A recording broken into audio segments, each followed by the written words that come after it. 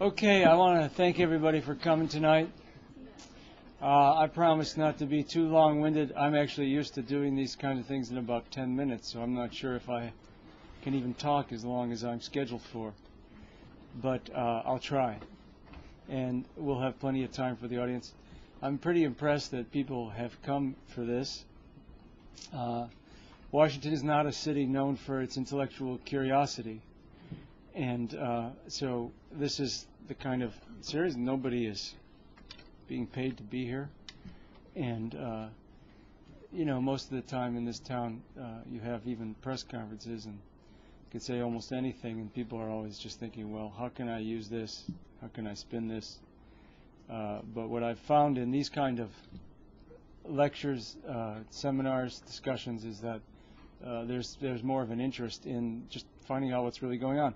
And that is CEPR's mission, I should say. We have a relatively modest and humble mission just to get out some of the most basic truths that are often ignored and get them into the discussions over economic policy, correct a lot of the mistakes that are out there, mistaken beliefs, and often just point out things that most economists agree, or even all economists agree upon, and but nobody's talking about, that have enormous importance. So you can find all of this information on our website at CEPR.net, including, I guess, the PowerPoint from tonight will be up there with an audio. And anything else you need, you feel free to contact us. So let me start with one of the most obvious truths in the last 25 years, and one that's extremely important. I would say perhaps even the most important economic phenomenon of the last 25 years, and that's been the long-term economic failure in low and middle income countries. Let's see if I can use this. First, I want to say that economic growth is extremely important. It's really what enables people to improve their quality of life, although not all increases in growth correspond to an improvement in quality of life. But they really are kind of a necessary condition in most countries. And this was discussed in seminar too, so I won't go through it again, just to point out that in low and middle income countries, it's even more important than it is in the high income countries. In fact, first of all, if you care about distribution, inequality, or poverty, it's very hard to do anything about these things when there's little or no economic growth, because it means that you will have to take from people in order to improve the position of the bottom quintile, for example, the poor people in a country.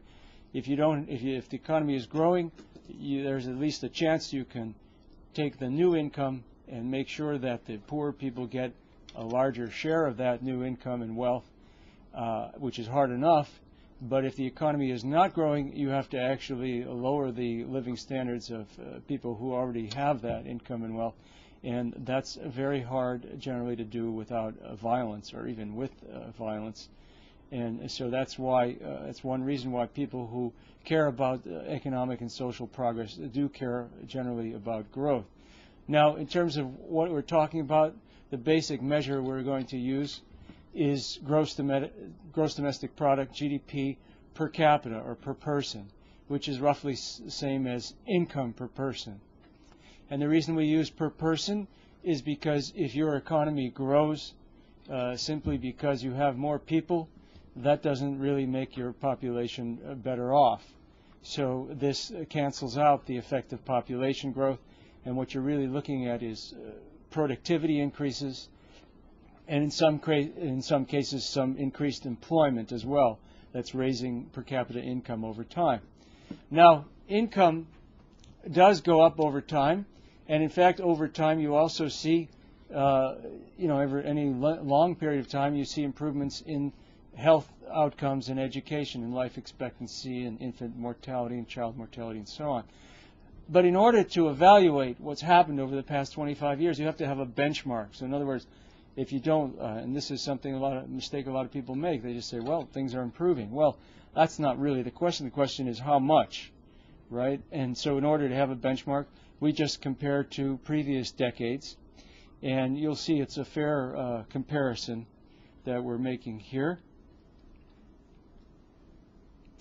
First, before I look at the data, just to let you to summarize some of the major economic reforms that have taken place in the low and middle income countries, which most of you are familiar with, so I'll just run through them briefly. You've had a tremendous reduction in restrictions on international trade and capital flows, not for all goods and services, of course. In some cases you have increased restriction, and I think that was mentioned earlier in an earlier lecture in terms of goods protected by intellectual property provisions such as pharmaceuticals. Those restrictions have increased, but for a lot of goods and services you have a reduced restriction on capital flows as well, on investment flows, money across borders. You've tended to have tighter fiscal budget policies, tighter monetary policies, credit, higher interest rates, higher real interest rates. A lot of privatization. You know, in Latin America in just the 1990s, you had more than $178 billion worth of privatization, which, to give you a comparison, was more than 20 times the entire privatization that took place in Russia of their whole, which was basically their whole economy was state-owned, after the collapse of the Soviet Union. You've had labor market reforms and public pension reforms, privatization of Social Security systems, for example.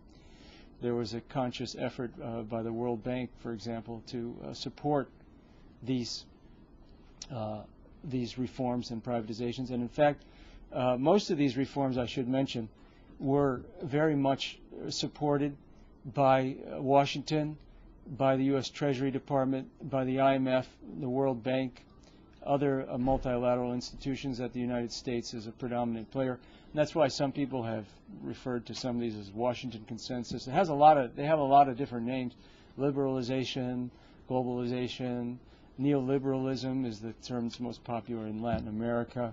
But the two terms that I won't use for them, I think, I'm going to try labeling them all together just to be objective here, but the two terms I think are wrong and inaccurate are free trade and free market, because as I said, and this is a major theme of CEPR's, it's economically not true to say that these reforms are overwhelmingly free market or free trade, because they increase some barriers to trade, such as the intellectual property protections. They very often involve more government intervention rather than less, such as the cases of the fixed exchange rates in Russia and Argentina and Brazil, for example, major disasters of the 1990s. Those were, the market solution would have been to let the exchange rate float. So you can give a lot of examples, but I think it's a mistake, especially for people who are critical of what has happened over the last 25 years, to accept the marketing terminology of the proponents of the reforms and accept that these are free market or free trade reforms, because very often they're not, and very often the cases in which they involve protectionism, the protectionism is much more costly than the barriers that they're removing from a purely economic point of view. A couple of other reforms: the abandonment of state-directed industrial policies or development strategies. It was very common in the 60s and 70s and even the 50s for countries that were independent to have industrial strategies or development strategies, a conscious decision by the government to try to move from low value-added areas of production to higher value-added areas of production, countries building their own steel industries. Even countries as poor as Haiti under the Duvalier dictatorship had an industrial strategy.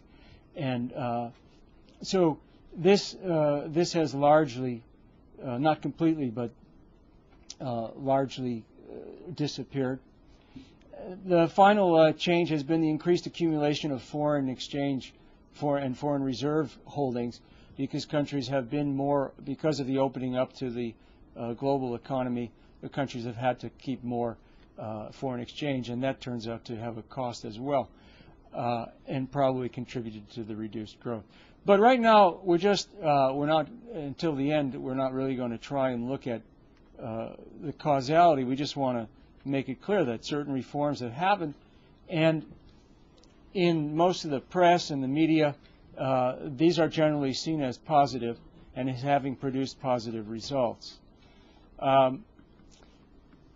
Although not completely, right? There's always an admission that some people have been left behind and things like that. Let me look at the data now and see what happened to growth.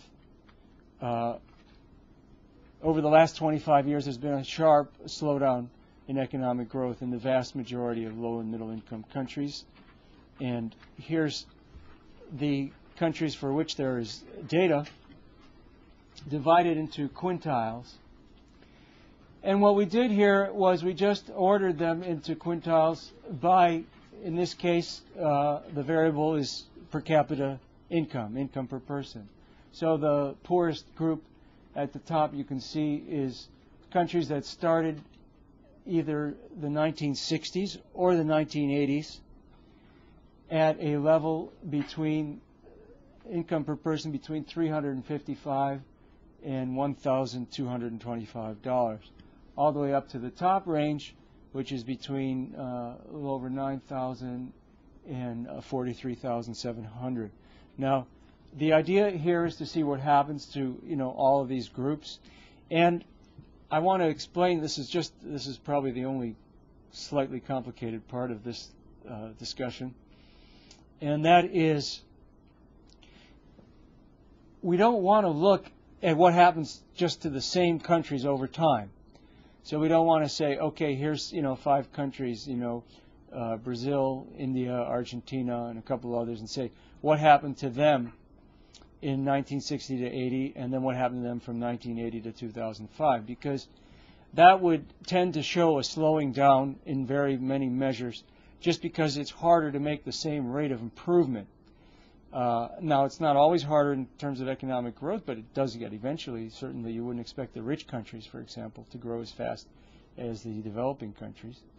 But it's, also in life expectancy, you wouldn't expect it to be as easy to move from average life expectancy of 70 to 75 as to move from 50 to 55.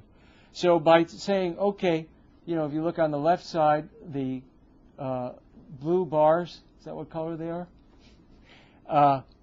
That's all the countries that were at this income level in 1960.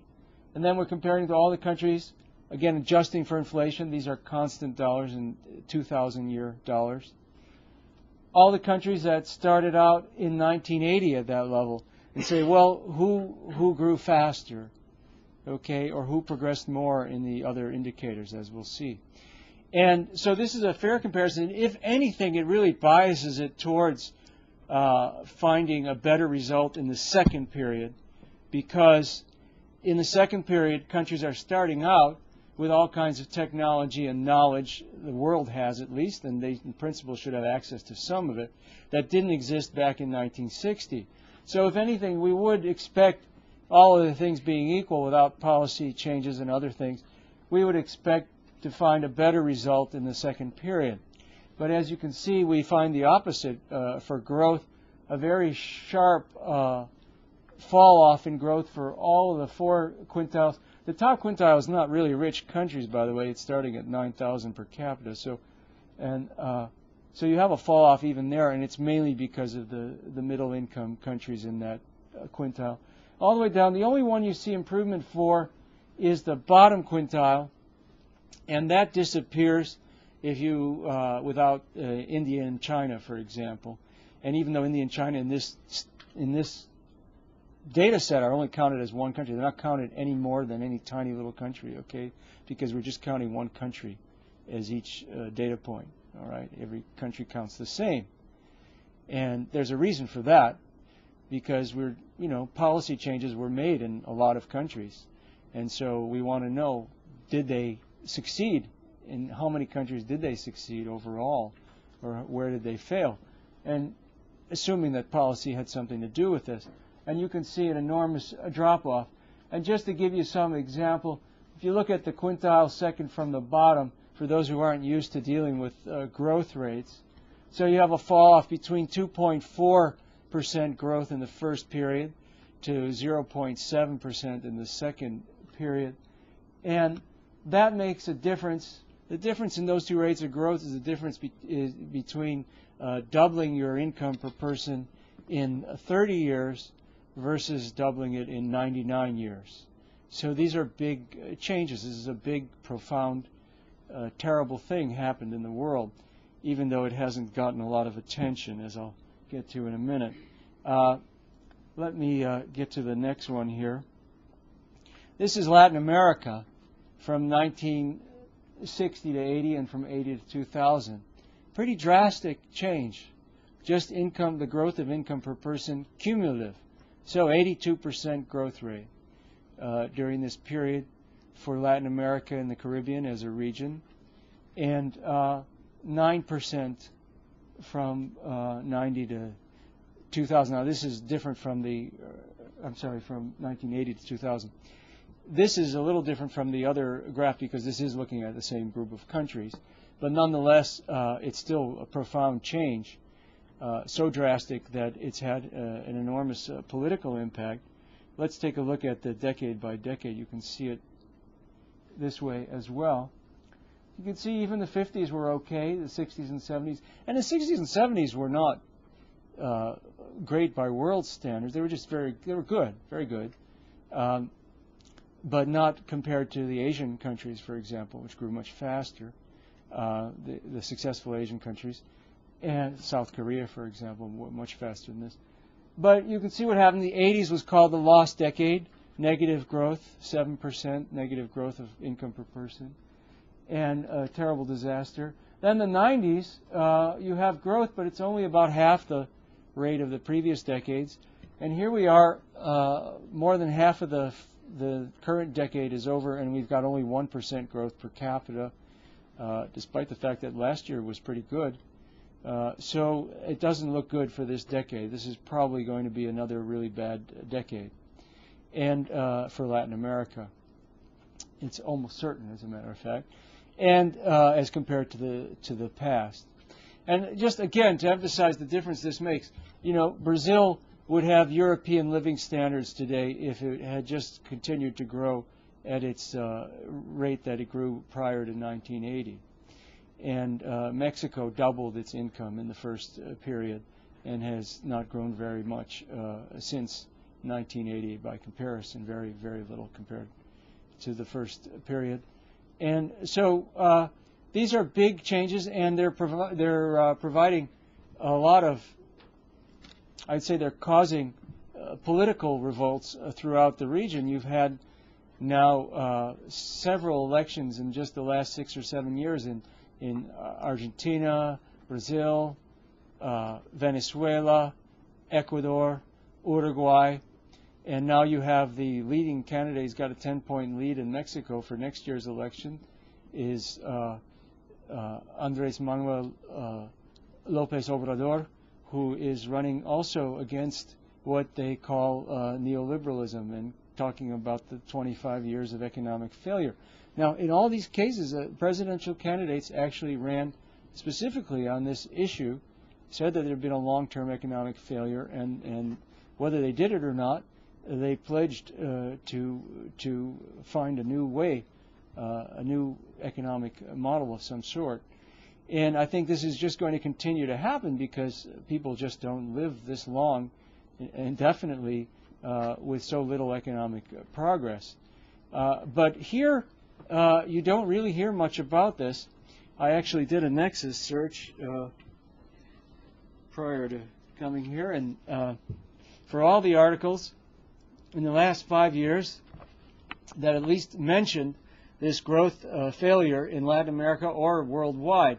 You wouldn't expect necessarily them to do the kind of summing up that we did for the world, but the press has been reporting on the electoral changes and political unrest in Latin America for several years now.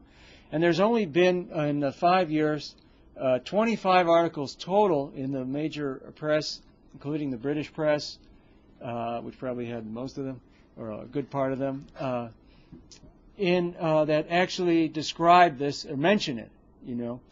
And actually, out of the 25, about 16 were from CEPR, either written by us or reporters that interviewed us for the articles. In the New York Times, there were a couple of those.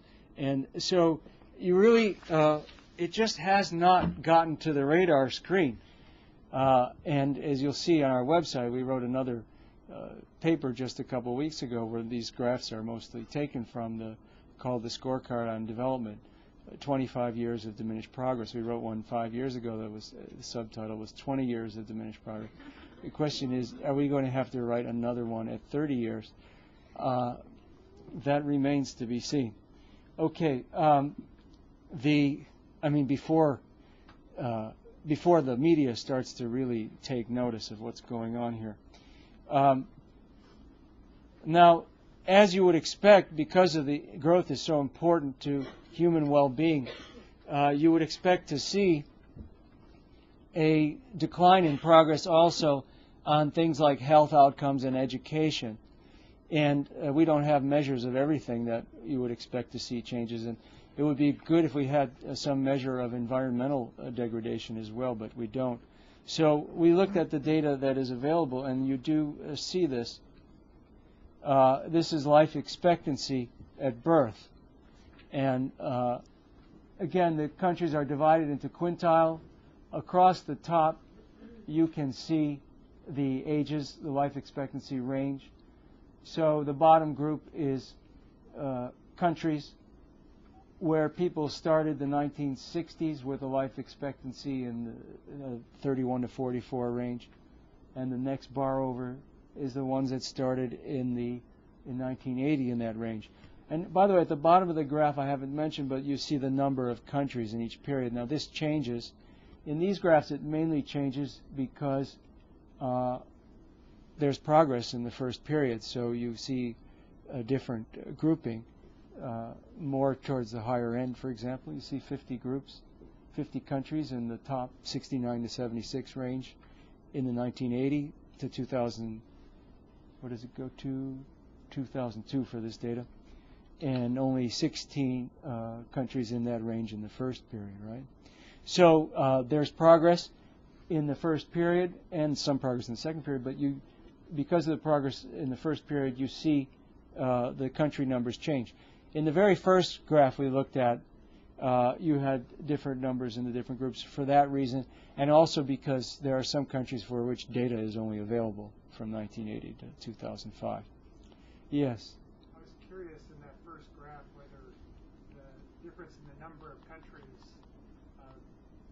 made a difference in terms of the skewing the... No, actually we did look at it. Well, he wants to know here in this first graph, we're flipping back to it, looking at the growth of the countries in the two periods in just per capita income, and whether or not it made a difference, whether you included all the countries for which there's only data after 1980, and whether you did include it. In fact, we did it both ways.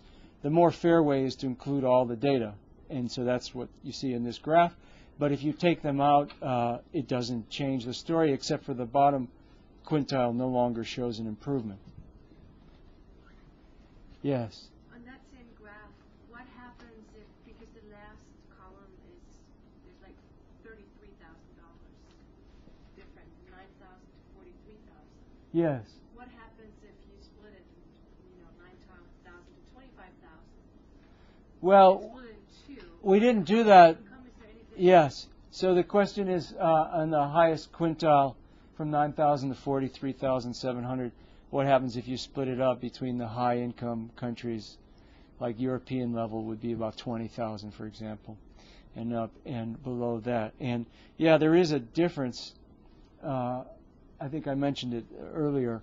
You do most of that reduction is really from the middle-income countries, and not as much. But there was a slowdown in the high-income countries too, and it was significant. And people have written about that as well, and we can talk about that in the discussion. I'm going to try and go through. Go ahead and interrupt, though, too, if you have those kinds of questions to clarify the presentation. It's fine. So here we are at life expectancy, and you can see a decline in all of these groups, significant decline. Again, On the vertical axis, what you have is how many years of additional life are added per year over the period. So, for instance, for that fourth quintile, the second from the bottom, if you had improved at the rate of the first period, the 0.57 or so years of life expectancy per year, you would have about a 12-year improvement in the second period in life expectancy rather than less than a year. So it's a big difference.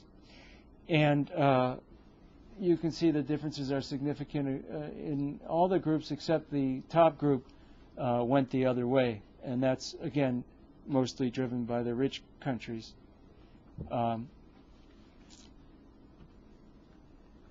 You see similar results for mortality, adult mortality. And here it's a little bit more mixed. You can see the bottom three quintiles. Yeah, they're arranged in order of best to worst on this one. It's the opposite direction, increasing mortality per thousand. So the right-hand side has the worst cases. And in the bottom three from the right, you see a worsening in the rate of progress and, in fact, an actual increase in mortality in those two quintiles from the right. And mortality data is split into male and female.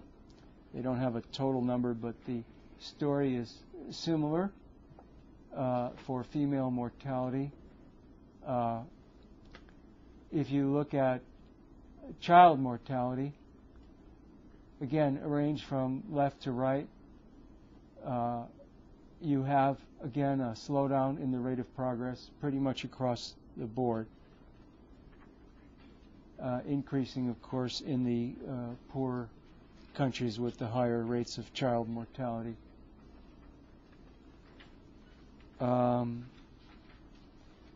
Similar picture for infant mortality.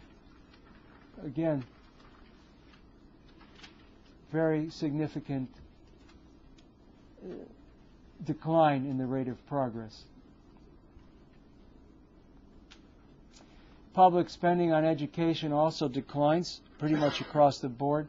The top quintile is not as important because some of that is demographic change in the higher income countries and even some middle income countries where you don't have to spend as much on education because your school-age population has declined. But you can still see a decline in public spending on education. And on education outcomes, this is a measure of primary school enrollment. Again, it's just looking at how many children are enrolled as a percentage of the age of the population that should be enrolled. That's why you can go over 100 if you have remedial reading and literacy classes on the right-hand side. And you can see this picture is a little bit more mixed, but still declines in the bottom two quintiles. And secondary school enrollment also declines across the board in all groups of countries. Yes? What are the numbers on top, the 1 through 6, 6 through 20? Okay, that's the percentage of... Repeat the question. Yeah, what are the numbers on top of the graph? The numbers across the top show if you take the total population of people who are the age where they should be in secondary school, what percentage of them are enrolled. So it ranges from 1 to 6 in the bottom quintile to 69 to 126 in the top quintile.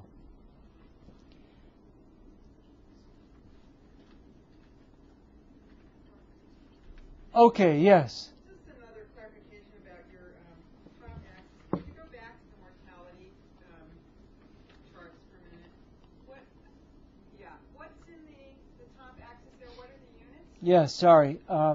Okay, so that's infant mortality rate per 1,000. The question is, what does the top of the graph show? These ranges. So on the left-hand side, you have countries the richer countries here, with infant mortality rates between 6 and 29 per thousand. And it goes all the way out to a range of 145 to 218 per thousand. These are infants who die before the age of 1. And likewise, for your enrollment rates, the reason you're going over 100% is because you have people out of... Well, these are not percentages. These are rates without... Yeah. Now I'm talking about the enrollment. Yeah, for the enrollment rates, it's the same reason that I gave before. That the reason it goes over to 100% is because you have both secondary school and primary school classes that are for adults that are beyond the normal age group.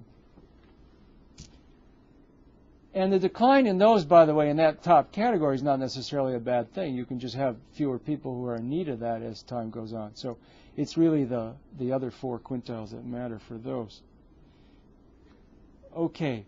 Now, to get to some of the possible explanations, there are a lot. A lot of things could have gone wrong. I just thought I would show just one set of policy mistakes that are in fairly recent memory.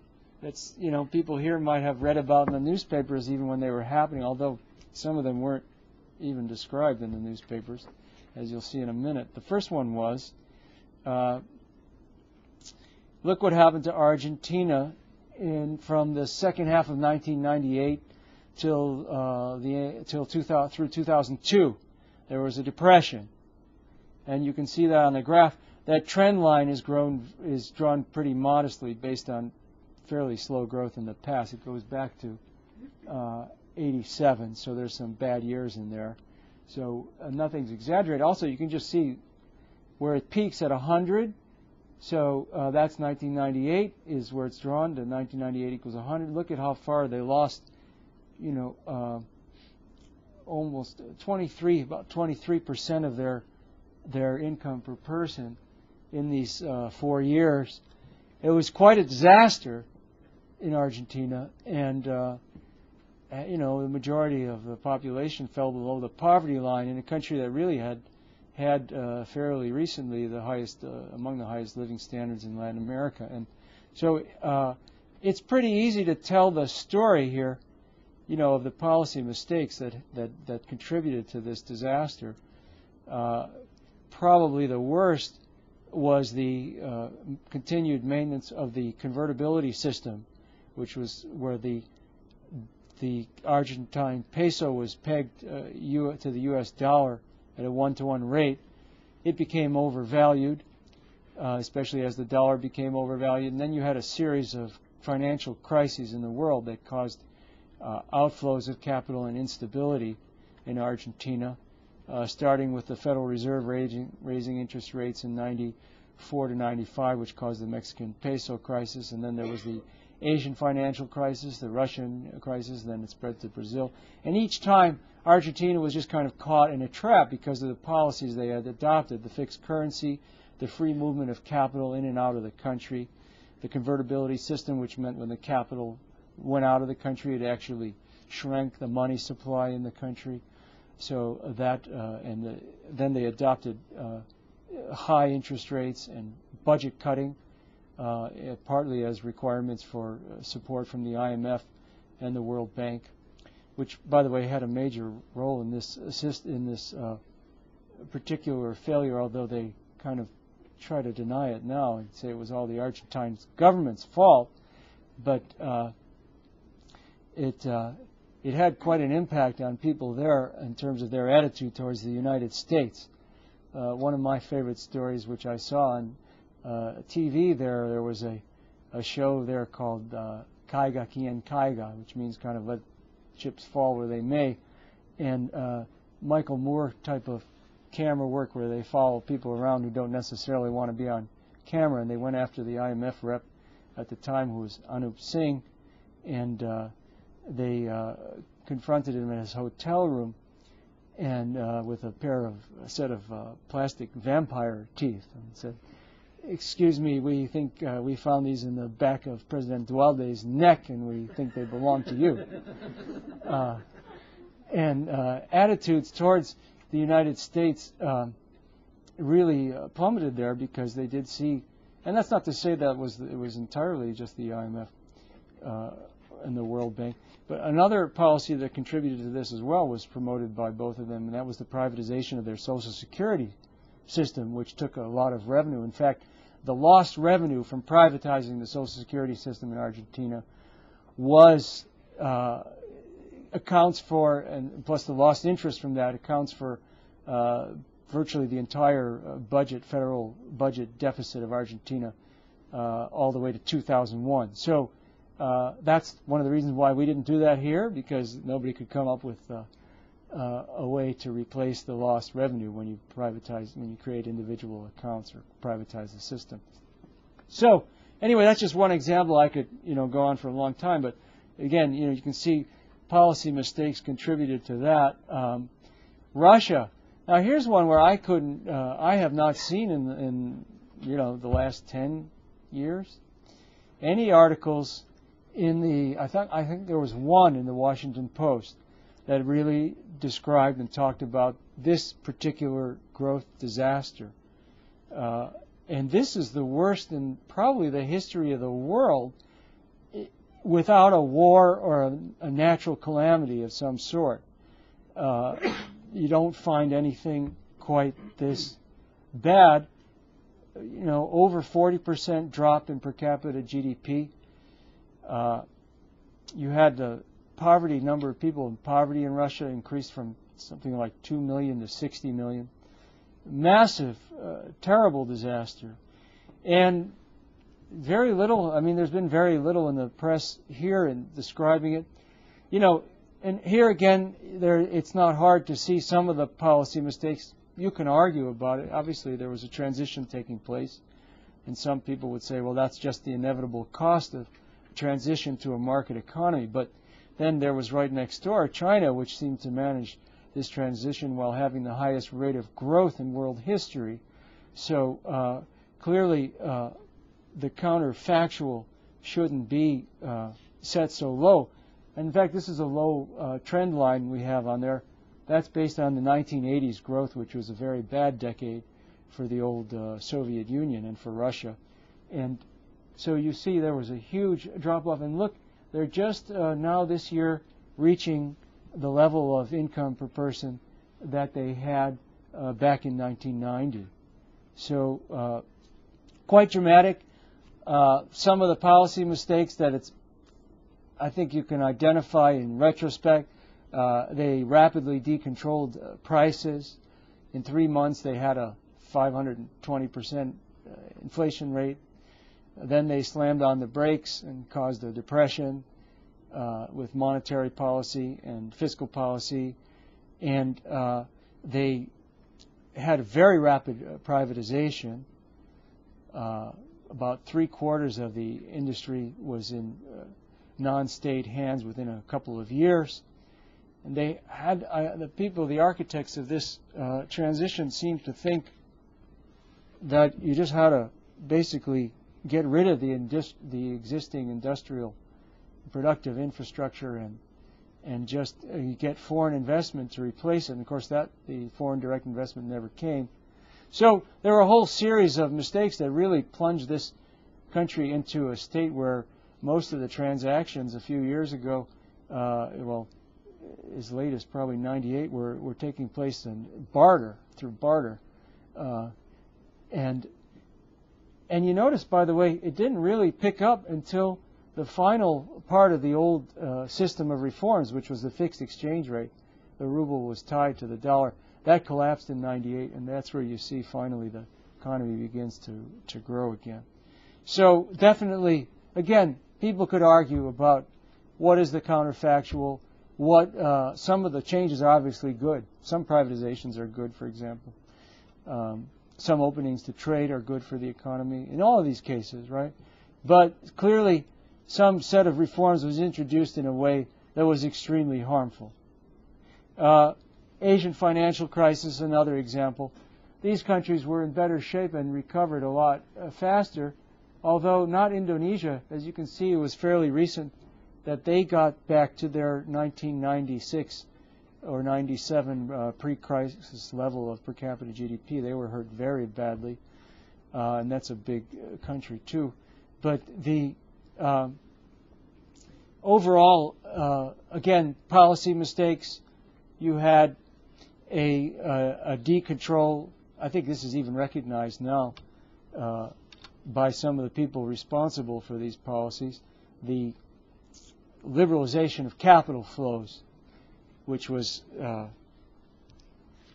they made it very easy for a lot of hot money to rush into the country. About 11% of GDP went right out of the countries, out of these countries, in 1 year, and so that was a big contributor. And then you had a series of policy mistakes, including extremely high interest rates in response to the crisis, that made it worse. So again, that's another example. But you know, these examples are just a few, and there are ones in the 90s. The 80s in Latin America is, of course, a worse example. I think what you'd have to do is go country by country, because they're all different stories, but I think they all do involve policy mistakes, and they're not the same ones either. Some of them are, and some of them aren't, although one could argue that some of them are driven by similar theories, preferences, powerful interests, multilateral institutions, and so on. But there are different stories that contributed to this big slowdown in economic growth. Okay, and here are the big exceptions. China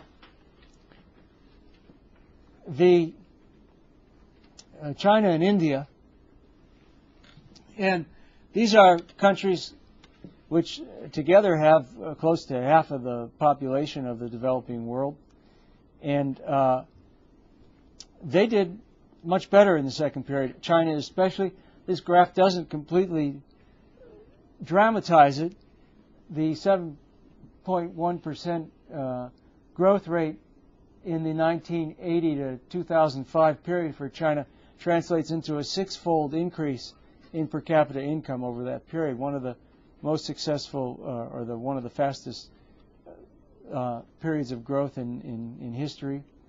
And India also did pretty well, doubling its growth rate in the second period.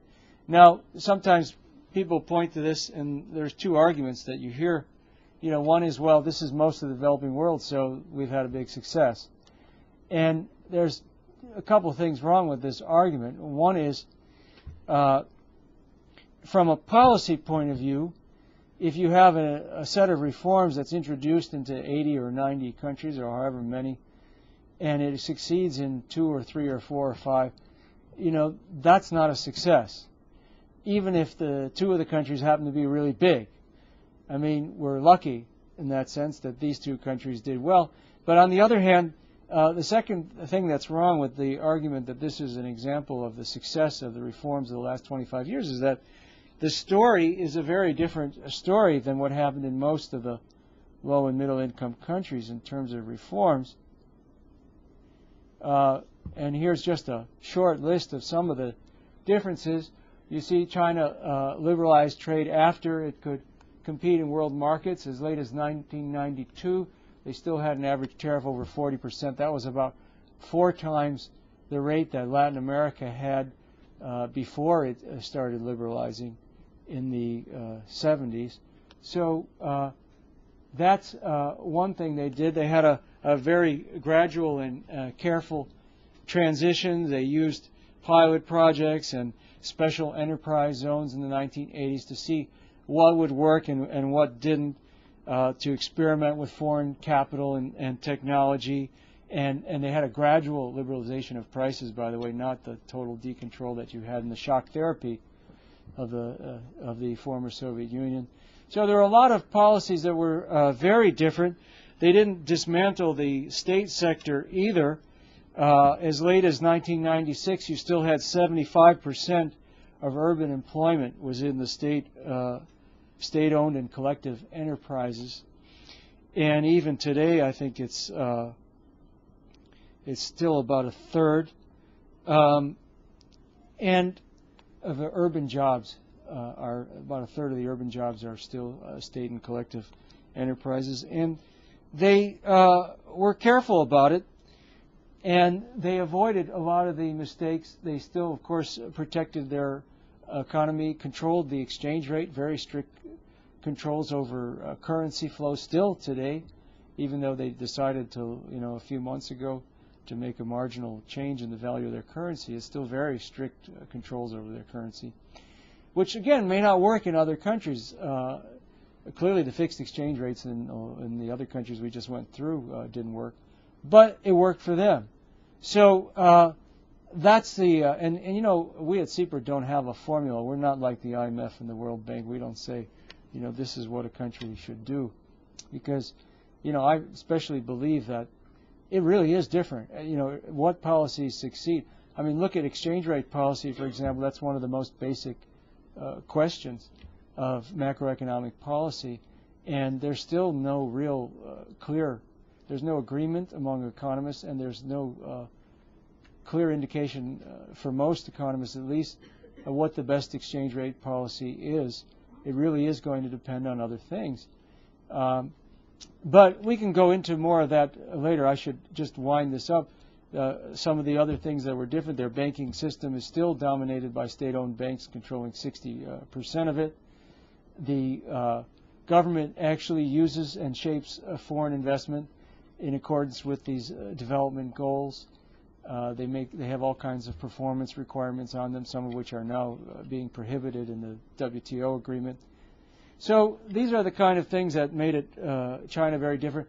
India also, I won't go into, but it was not the story that you sometimes hear, that they just opened up their economy and then they started to grow. In fact, in both China and India, their growth spurt started about 10 years before the major trade liberalization. It was in the early 80s. And India also has still a very protected economy and currency controls and other things that were not allowed in the other countries that adopted reform. So again, it's very hard to hold these up, although it's often done, as examples of why the reforms of the last 25 years were a success. So what's the conclusion? Well, first, our modest task to point to the obvious, that nobody's talking about the sharp slowdown in economic growth in the vast majority of low and middle income countries. Second, that this has very important and severe social and human consequences. And this is something I think a lot of people who are trying to change the world for the better don't necessarily realize, that most of the reduction in social progress that we've seen or in the last 25 years are really due to the growth slowdown and not to any increases in inequality, which may have taken place as well. And finally, we think that economists and policymakers and the press as well should be trying to figure out what went wrong over the last 25 years and not simply think about how to continue implementing the same policies as much as possible. Okay, I'll stop there. Thanks.